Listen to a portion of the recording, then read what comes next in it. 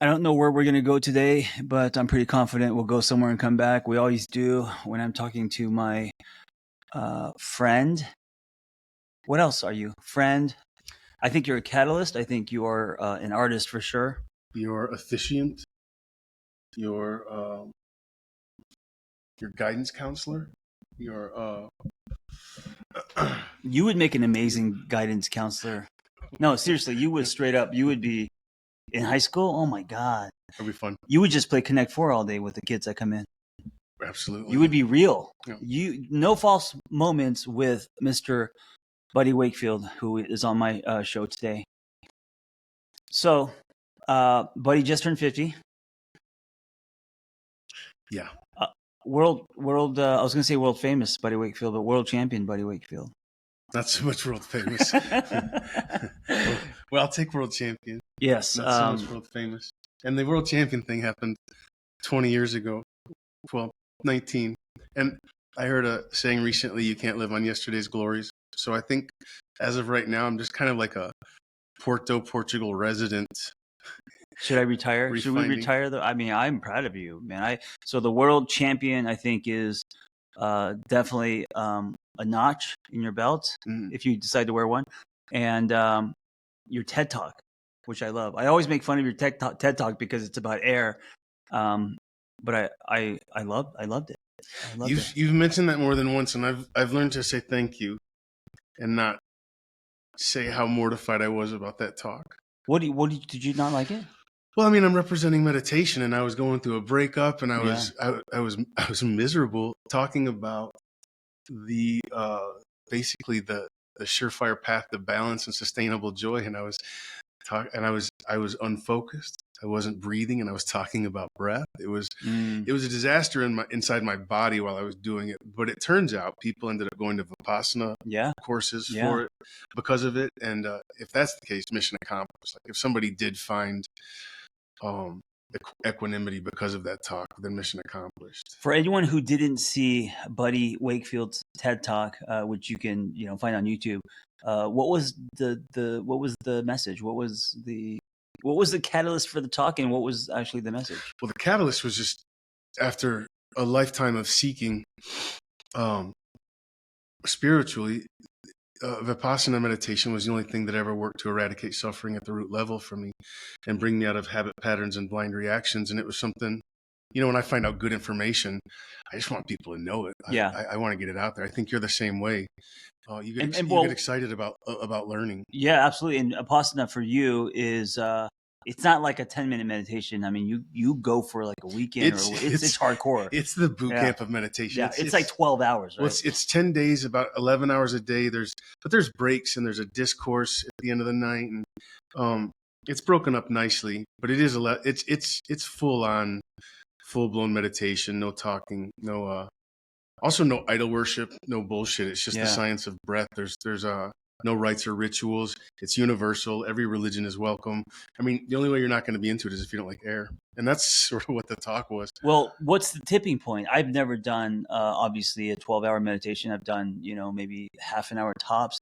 What's the tipping point? Because I'm assuming it gets very uncomfortable until it tips, and suddenly you're hitting kind of spiritual notes. You're in a different almost. That's such an interesting question because, each course, the first one I went to, I think the tipping point for me was calm. I was quitting smoking after 19 years. So the tipping point was just feeling good for a minute in my body, frankly. But also I've been doing this since 2005, and I would say I think it was in 2018. I just remember thinking, it was 2018 because I remember thinking I hit a certain point. I guess in terms of tipping point, I hit a certain place in my meditation that I don't want to talk about too much because it'll set up an expectation for other people. Right. But there was a clearing, and my capacity to hold good energy was expansive, and it was doing that for about 4 hours. And I remember one of the first thoughts I had was, that's so easy. That took 13 years. Because now once the path is beaten and you know it, it's so quick to access it. It's so much easier to access that capacity for good energy. And it's also a choice, like accessing the gym. So if I don't go, I don't get it. Do you meditate daily now, or do you just when you just do the intense the week, and then you're good for what, like a year, and then you no. I mean, when you stop, it's just it is the mental version of working out. So if you stop, it's as quickly as you're going to lose muscle, as quickly as you'll lose what you gain there. Right. I just haven't, since the last time, I haven't kept the practice. Really, I mean, plenty of excuses, but no excuses. Yeah.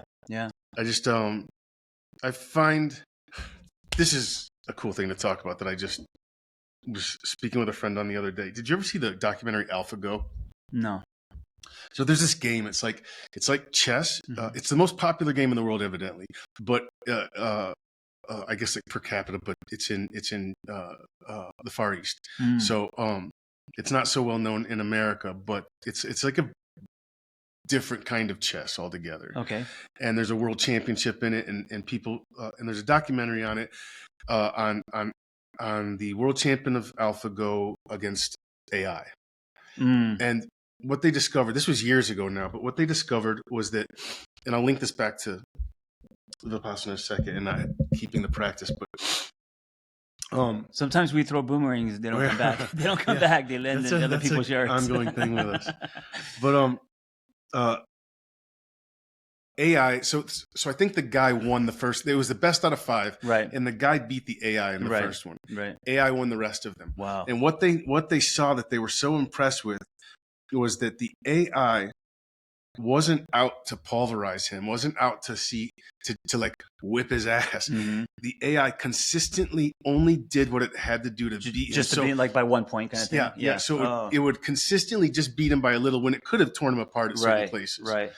But the AI only did what it had to do to beat them. And I think I've thought about this a lot in my own life and how I show up in life, especially, like I've been single for a while and I don't have a lot of responsibilities, and how I show up alone is I do find myself only doing what I need to get by. And I think some people look down on that. Some people are neutral about it, but I've been cool with it until I'm ready to go gung-ho again.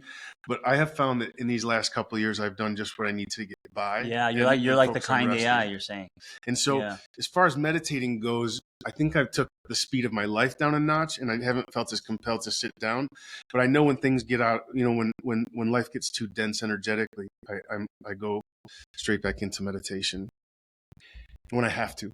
One of the things I have in common with you that I don't with a lot of my other friends is you have entered the 50s club. I'm 51 and you are now 50, just as of like a couple months ago. Yeah. How's it feel? What revelations? My 23-year-old heart doesn't get it. Well, we're both in the afternoon of our life. Yeah. And also, can I point out, we have very different lives, meaning you just said that you were single. I've got a 5-year-old. The house, I'm taking my kid to school in the mornings. You're in Portugal. All this happen.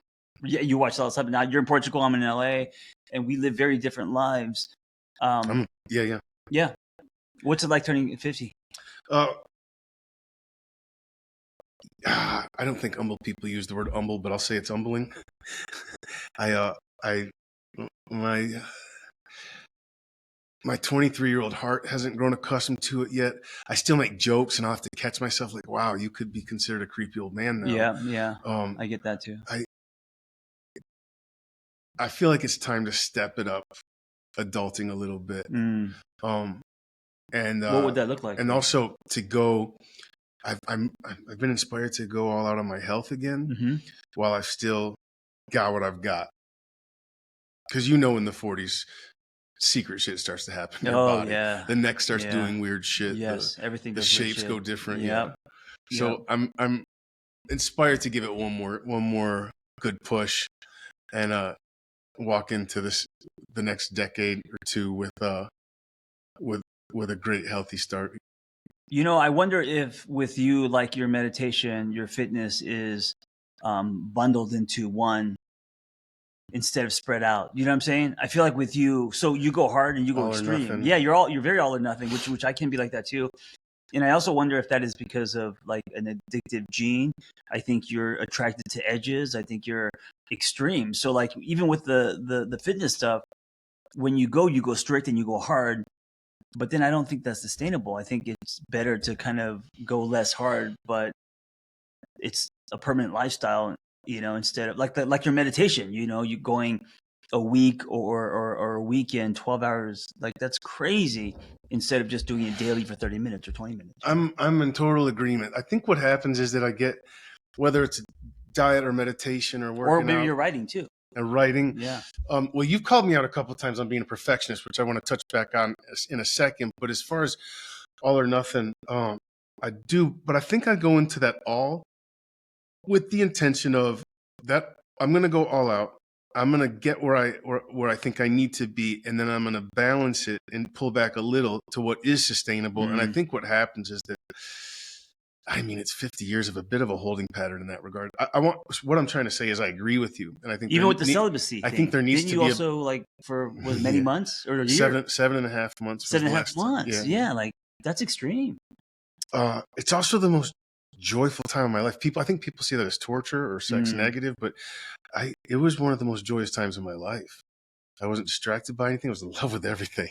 Yeah. And it wasn't that hard. I just didn't think about it. It was also hard. It was very hard.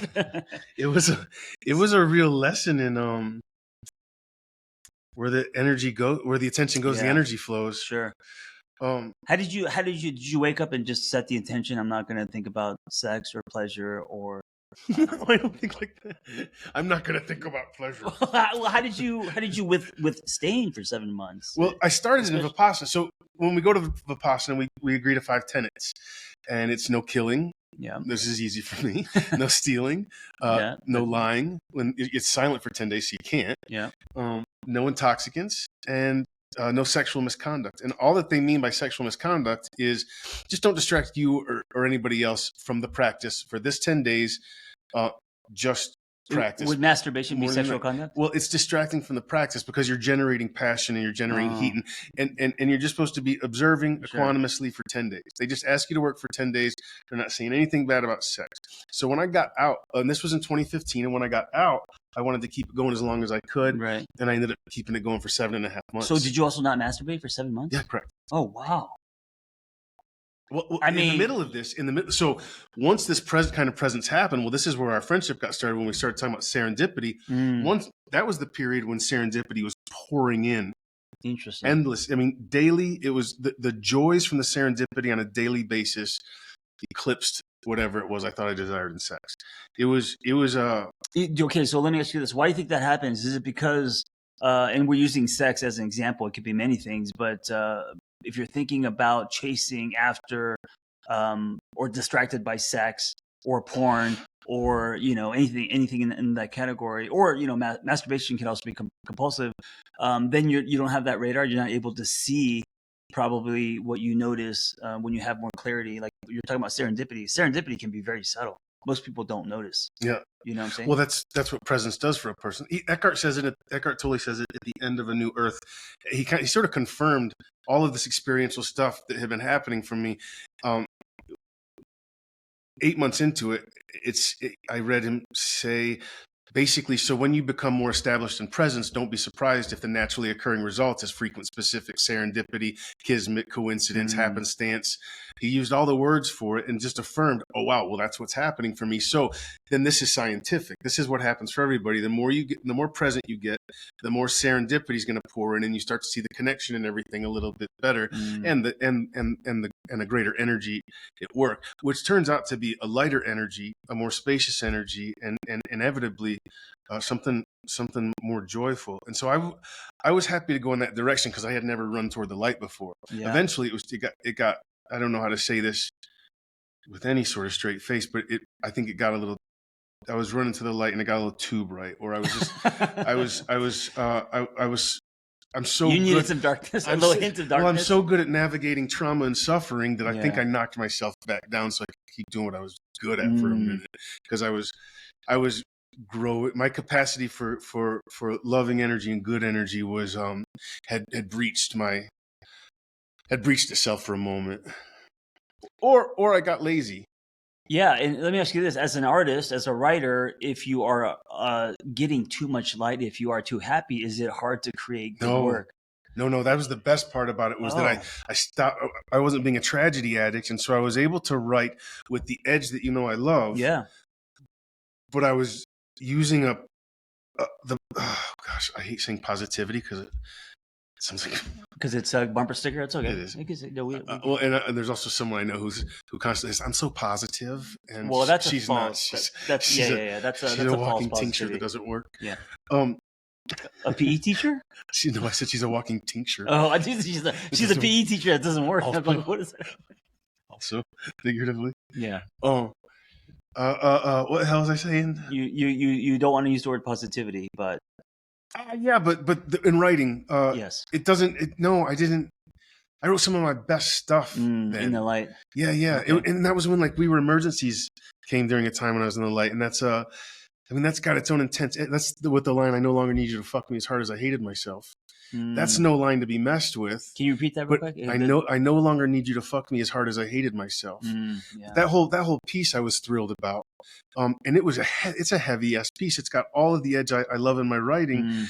But it's all about not being a tragedy addict. So the outcome, despite having to trudge through dark awarenesses or heavy awarenesses, ends up exactly where I want to be, what I want to give people and where I want to be myself. What do you think happens when we're living on that plane? So if you could get to a place, and I think we all get there differently, Buddy would argue, but I don't meditate for 12 hours a day, but I do find calm in ice and in fitness and on my motorcycle. I do somatic things. They're just not extreme like that. But I do have moments where I'm hitting flow states, where I'm super present, where I'm able to see things that I wouldn't normally see because I'm distracted by whether it's chasing shiny things or, sex or building an empire or whatever it is, trying to trace that poster. Because of that, my lenses, I get very narrow, not present. My lenses get very kind of blurry. What do you think happens when you stay on that plane for a long time? Meaning, you said serendipity, but do you think good things happen? Do you think expansion? Like, what do you think happens in that space? What you and Eckhart totally talk about just the here now. If I'm hearing you correctly, if you stay there long enough, not for a week. If I stay there long enough, beyond the 7.5 months, 8 months, sure. I think things continue to get expansive, but I read something specific one time in a book called Teaching the Devas, and it's about Buddha's experiences, and there's something in there, and I don't have it verbatim, and I can't even tell you where it came from or where it was going. I just remember the bullet point thought: beware of tranquil plains.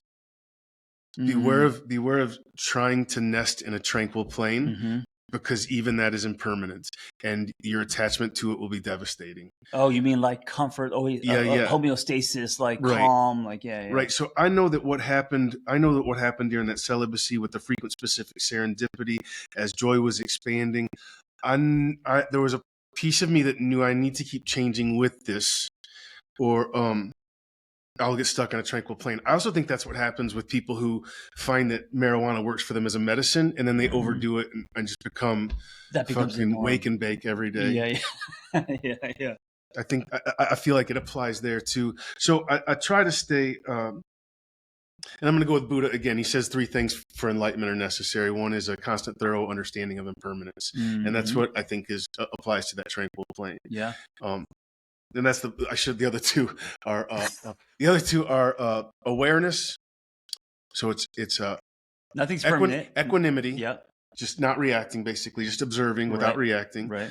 Equanimity, awareness, and a constant, thorough understanding of impermanence. Those are the 3 requirements for enlightenment, and that is its own practice. And that's where our existences, our human selves, our time, space, limited thoughts are all on this gradient, and like we don't just go from here to enlightened. There actually we have to pass through it. Wait, How did I get here? Well, don't you think I could go in a whole new direction right now. Don't you think that enlightenment is any moment or any time that you are fully present, you are enlightened? I don't see enlightenment as like this bell that you have to ring at the end of some kind of journey or right. Fair enough. You know what I'm saying? Like, and I think it's also it ebbs and flows. I don't think enlightenment is a light switch where you're on and then it's on. I think it's a sustainable awareness, though.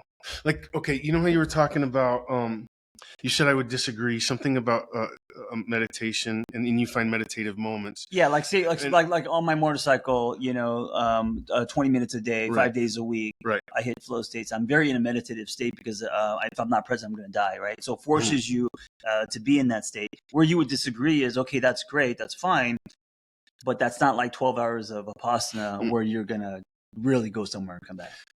You're not. I just. You're flirting. I think what you're doing. Think what you're doing. What you're talking about is like working out, poetry, riding a bike. All the flow states are. Yeah. I think all of these things are inspirational and point a finger in the right direction, and I think are their own moments with the moments. Can it be coins in the bank though? Can that 10 years of that every day be just as equal to once a year going and doing 10,000 hours, man? Yeah, it's total practice. But that's always been my path. It's never been 12 hours. Eckhart also talks about how nobody needs to do that boot camp of meditation. Nobody needs to do 10 hours a day. Right. And so it's just the way I reset. So I don't think anybody has to do that. I just know that through doing it, I have a technique that allows me to move to a certain place in my capacity for energy quickly when I'm wow, I almost said the truth. When I'm brave enough to access it. It's a lot of energy to carry around. That's a misleading statement also, because that sounds heavy. When in actuality, it's pretty light. I'm just good at being heavy. You're good at being heavy. Yeah. And I like doing what I'm good at. Yes. And well, I don't know if you're good at being heavy, because I think your poetry, after experiencing it, makes you lighter. Even though it makes me so present. Well, because the topics can be heavy. Yeah. But I think it's light. But I think people trust that I'm going to land them in a safe place when it's over. Like, no matter how heavy it gets, I think people who know my work, I'm gonna bring it out of the tunnel. Yeah. What is your newest piece, or what are you working on? Working on a book called Saint Season is Over. Why is it called Saint Season is Over? Because I spent the first 20 years of my career. That's a great question that I only know in feeling and in its own meaning when you say it out loud. Saint Season is over. And I think that applies both on the micro and the macro level, whether it's me or the whole world. Saint Season is over.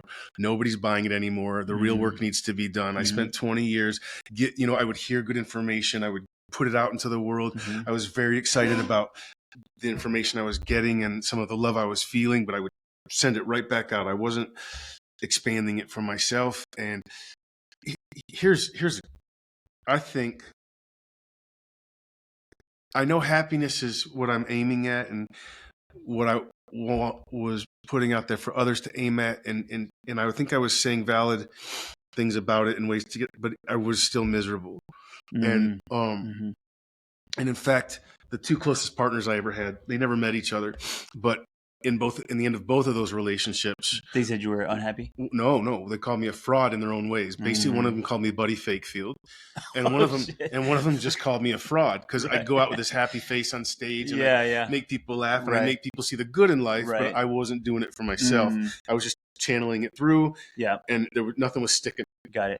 And so Saint Season is over just about like, despite the fact that I made myself vulnerable for a living, there's something about my vulnerability that didn't stick in terms of what I have to go through for myself, which also led to the addiction situation. So now it's like, there's no candy coating in there. There's been, public shaming, there's been loss of friends, there's been a betrayal of myself to a certain degree. And so Saint Season is over. Now it's just the real deal, put up or shut up. And I think if we look around us right now, I think Saint Season's over everywhere. It's time to get to the root of the truth everywhere in every matter. People have less tolerance for bullshit. And being lied to. Well, also unfairness. People can smell bullshit faster now, I think. High school kids always could. I performed at a few high school. Well, I was a school counselor. I got hours that way to be a therapist. Gosh. Yeah, I had a charter school, and they were the hardest clients because you couldn't hide it. They smell bullshit instantly. They're looking for it. Yeah, that's the period when they're just weeding out who's real and who's not. Yeah. You have so many poems, and do you have most of them memorized, or do you have to look? I have a lot of them. I have most of them memorized. The recent stuff I don't so much, because I'm working on like 4 different pieces at once, which is a new approach for me, and I've enjoyed skipping around. I'm doing one called More, and it's I was hovering over 2 donuts at a Sounds like me. I was hovering over 2 donuts at a grocery store, and I just, in my brain, I went like, who better to write a poem about wanting more? Ooh, just more and more. That's a great one. So I've got this piece called More I'm working on, and then there's the title piece, Saint Season is Over, about this person I was just talking about who claims to be positive and who just puts so much negative energy into the world. And then there's the newest piece. It was called Lou and the Hooligan Tattoo, and I just rewrote it for your wedding. You've never heard it. Oh, I'm excited now. For people who don't know you, can they get a taste of any kind of Buddy Wakefield classics? Do you have something that you feel comfortable with because you've done it so many times? And maybe for your audience, that might sound like syndication, but for my audience, it would be very fresh. I really didn't plan on this at all, but I know. I always ask you of this. You should know by now. Every time, and also you could also say no. I don't want to. I'm only excited about the new stuff. The old stuff is just. I'm still proud of it. I've just done it so many times. My brain doesn't shell out the energy as readily. Well, picking one out that you have done so many times that literally it's like driving a car where you could think about the grocery. Let's do that 1 minute when I referenced earlier. We can stick anything into the fog and make it look like a ghost, but tonight, let's not become tragedies. We are not funeral homes with propane tanks in our windows looking like cemeteries. That's just the earth's way of not letting go. Let go. Tonight, let's turn our ridiculous wrists so far backwards that the razor blades and our pencil tips cannot get a good angle on all that beauty inside. Step into this with your airplane parts. Move forward and repeat after me with your heart, not your mouth. I no longer need you to fuck me as hard as I hated myself. Make love to me. Like you know I am better than the worst thing I ever did. Go slow. I'm new to this, but I have seen nearly every city in the world from a rooftop without jumping. I have realized that the moon did not have to be full for us to love it, that we are not tragedy stranded here beneath it, that if my heart really broke, really, every time I fell from love, I'd be able to offer you confetti by now. But hearts don't break, y'all. They bruise and get better. We were never tragedies. We were emergencies. So you, go ahead, call 911. Tell them I'm having a fantastic time. So good. You know what? You were one of the first poets. You, Andrew Gibson, who I didn't know anything about spoken word. I judged it. I thought it was like poetry in coffee shops where people rhyme. And when I heard you, I was like, "Oh, you don't have to rhyme." Not only that, Thank but God. yeah. Thank and God. So your poetry, they sound like monologues. You know what I'm saying? They sound like monologues. Heavily edited monologues. Well, that's densely packed. Yeah. With substance and intentional. I spent a long time on them just to make sure I get something tailored out. The wordsmithing has to be. So we're both writers. We're very different writers. Meaning, I'm pumping shit out like. You're a swooper. I'm a basher. Kurt Vonnegut talks about swoopers. I'm a vending bashers. machine. Yeah. A printing press. But I know. But it's because what's required because yours are pieces. I write books, self-help books. For your poetry to land, every fucking line has to hit notes, and the wordsmithing, so it's not just being perfectionistic. You're creating something that's kind of like handcrafted more so than me, where I'm writing a self-help book. I'm it's got a table of contents and there's things I need to talk about, but sentences don't have to land like yours. That's what you called me out on a couple of years ago. That hit home. It hit home hard. You were like, "Bud, do you think that's maybe why you're not writing or not prolific? Because you are a perfectionist." You pointed out how scared I was of my own editing process because I expect so much every time I sit down. You told me it takes like 6 months or 3 months or something, which I thought was crazy to write one poem. Yeah, I was like, well, dude, you don't have that much time. some have. You know, it's been a 20-something year career, and I would say I've got 50 pieces. Yeah. I could have been a lot more prolific, but I didn't want 20 albums at the end of my career with like 2 good songs on each one. I wanted everything to be its own epic. Yeah. I think Andrea's largely the same way. I understand Andrea was going to be on the podcast, but had to cancel because of illness. Yep. Okay. Yep. Your viewers are gonna love Andrea. I saw her before I knew who she was. I saw her. I got invited to that was my first experience of spoken word before I knew you. Oh yeah, you told me about this. You were dating and Robert went with you. Robert Campbell. Yeah. I didn't even know what poetry was. Yeah. And I went there and she blew me away. I was like, wow, fantastic. Yeah. But anyway. Mr. Buddy Wakefield, and we could follow him. You should follow him on Instagram. Where are you the most active these days? Is it Instagram? Instagram's typically the most. It's all of it's at Buddy Wakefield, whether it's Facebook, Twitter, Instagram. I'm not on much except Instagram. Not Buddy Fakefield. Not Buddy Fakefield. Buddy Wakefield. And BuddyWakefield.com. I'll be doing a online writing workshop, but they're a lot of fun. It's not. I won't do anything boring style. No, you never do. I have something called Writers Anonymous. It'll start up in January. I'll start selling tickets online in about 2 weeks after I get back from your wedding. This man is officiating. I'm honored to officiate the wedding of John. Are you ordained? What's the? Oh, you are. The Universal Life Church. You can go online. You can go online right now and get. I'm not gonna. I didn't have to study anything. It's not a requirement, man. I just wanted you to be the person to say a few words. I mean, better. What a gift. Well, I enjoy going into the afternoon of our lives. And I also appreciate. I heard you say this earlier. The afternoon of our lives. This is a way to feel good about being 50 now. This is a way to feel good about being old. We're going to the Carl Jung. Okay. The afternoon, meaning the 20s, 30s, the morning. Okay. Lots of energy, sun. Got it. Now we're more, speaking of calm, more grounded. Yeah. Theoretically. I don't know if you sense that in me. I feel more grounded now. Maybe it starts at 51. I'm more like moon now than sun. You entered today on pre-workout drink. That wasn't grounded. No, but I'm overall, cumulatively, I'm a lot more grounded these days. I got you. It's true. I'm still a muscle greyhound like you. I still have that kind of energy bouncing off the walls, doing way too many things. But I can find my center faster. Much faster. And I think it comes with age.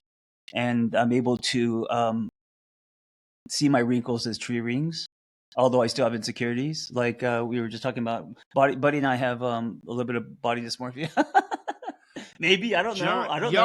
Y'all can't see it. Anyway, so yeah, you're not going to let me say it. No, because it's John looks incredible. Well, I haven't seen you. No, I've got titties. John's still got a 6-pack at 52. I have a 3-pack, first of all, and it's not about the 3-pack, but I you know what it is having a daughter and knowing, dude. I heard, when you're scrolling, doom scrolling, you just hear sound bites, and on a reel, I heard this person say that if you're 50, which caught my eye or caught my ears, you have 26 years to live, and it fucking hit me like a Mack truck, which only a 51-year-old would say because no one knows what a Mack truck is. That's an 80s reference. You know what a Mack truck is? I had 3 truck drivers in my family. Okay, so because you're Peterbilt, Mack. Yeah, one of them drove a Peterbilt. That's hilarious. 20, and then so I thought, okay, wait a minute. Logan's 4.5, 20. She's gonna be 30. So when I'm about to leave this planet, she's gonna be 30. And I thought to myself, I had my rebirth at 35. I was a fucking idiot. You're so look, your mom's still alive, and you're 50 something. I know, but it just made me think about how fast life is, and the short amount of time we have on this planet. Does it bum you out, or are you excited about it? I hear 26 years. I'm like, God, 26 more. Can we stop around 60? Dude, 20. But I don't have a child either. Yeah, I'm. It's a double-edged sword. I feel. Look, culturally also, I'm big with, as a Korean American who grew up in the 80s with a bowl haircut and a Strawberry Shortcake t-shirt and not fitting in. Badass. No, not badass. I mean, now badass, Sure. but not in the 80s. Strawberry Shortcake t-shirt that's like a boy named Snoop. Exactly. So, and I wasn't, look, I wasn't bullied. I was able to fit in with the cool kids because I was able to spin on my head or do some kind of something activity. And, that person now looking at media and what's happening, and I know that we have a long ways to go, but dude, I mean, I'm amazed at, like, I mean, Asians are on TV, some of them are like lead characters. This idea of also like the Asian guy being the long duk dong, like, no, but you know what I'm talking about, the 80s? Like, yeah, I bought into the whole thing. The giant Chinese delivery take, like, that's what I grew up with. Yeah. And so I wish I was 30 now so I could experience where the world is headed now with and the confidence in the evolving confidence and consciousness in it has evolved quite a bit. Yeah. Right now, as you're saying that, though, I'm thinking about I'm changing. I know we're going to wrap up here in a second, but it's worth mentioning the one-dimensional view that Americans have of Arabs and Muslims, and what's happening right now is even more terrifying to me than what was happening back then. There was at least some sense of humor about the stereotypes back then, but what's happening now with Arabs and Muslims is atrocious to me, and it's just as ignorant and almost intentionally so. I mean, are you paying attention to what's happening regarding Palestine? And I'm watching it all. I'm noticing. I'm checking in with myself. That with everything that's happening in the world. So whether it's with war, with politics, I also. So it's like I have awareness and a sense of responsibility collectively for what's happening in the world, and where I fit in that, what I can say.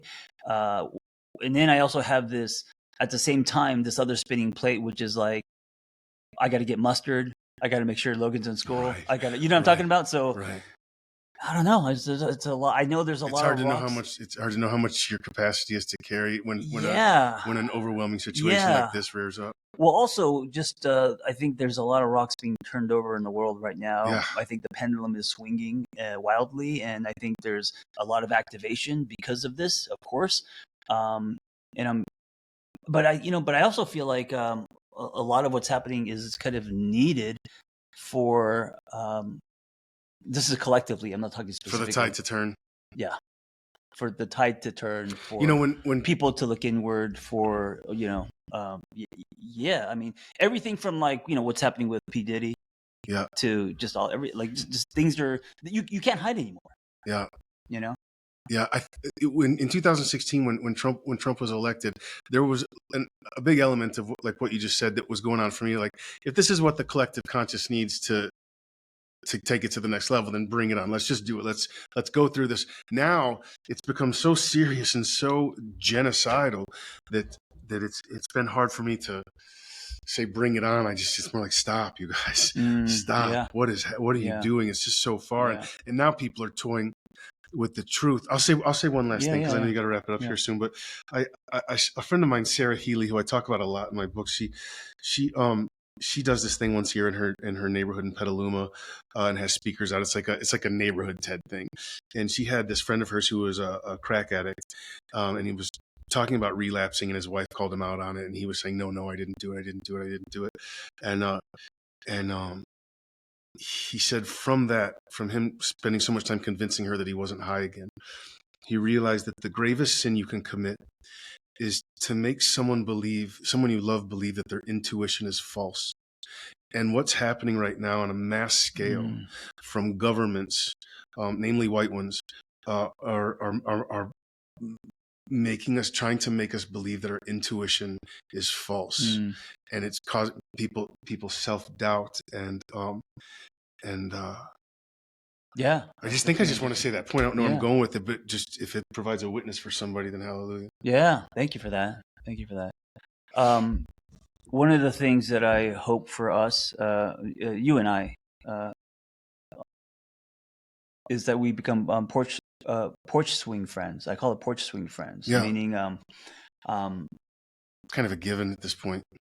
Just always touching base and always no, and then if we don't talk for a few years, we just catch up where we. It's easy. Yeah, and it reminds me of the Bartles and James commercial in the 80s.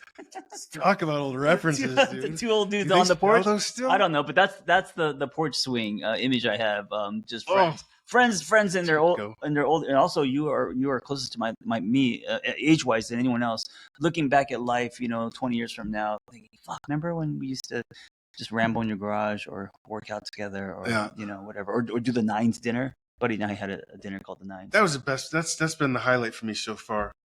When our own kismet was, you were the first person. Well, technically, Alan was the first person I met, and Alan immediately within the first 5 minutes introduced me to you. Oh, right. But you were the first friend I had here in LA. Wow. You know, the night I moved here, Hollywood and Edgemont, I dropped my bags off in my apartment and immediately walked to the CrossFit gym that you had just opened, called CrossFit Mindset in Los Feliz. Yeah. Introduced myself to who was the co-owner, Alan. Yeah. And Alan, I said something about meditation somehow quickly, and Alan immediately pointed to me, of course, to you, and of course I had joined. Of course, serendipity led me to the one CrossFit in the world that had a weekly therapy group.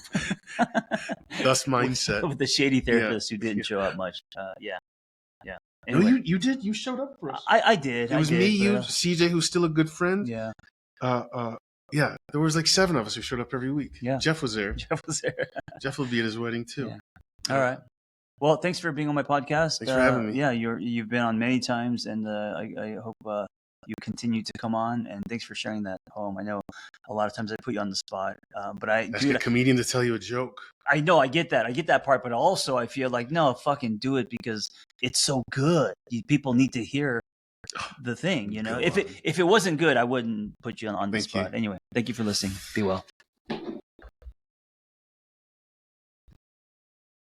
Good. That was right on. 45.